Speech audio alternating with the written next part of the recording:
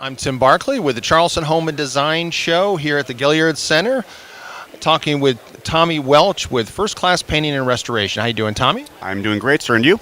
Good, good. What have you been talking about this weekend to homeowners? Lots and lots of painting, especially cabinets. Seems to be the trend. Everybody in the world wanting to repaint cabinets. Seems like probably at least 100 people. It's been pretty crazy. Same thing.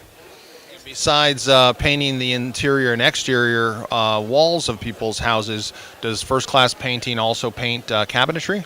We do a lot, and it looks like we're going to be doing a lot more in the near future because that's all that the topic has been about. But that's what the trend of this show has been about. Very good, very good. And I see your display. You've got some of the different brands. Benjamin Moore, is that one of the brands that First Class Painting and Restoration chooses? It is. We use Benjamin Moore and Sherwin-Williams, but to paint the cabinetry, actually use a brand that's not on there. It's called Linmar. Linmar is an actual lacquer, so that could be a podcast in itself all about lacquer. It's so many questions about lacquer, but Linmar's a great brand. They're actually carried here by Spectrum, and that's who we use locally to provide our lacquer.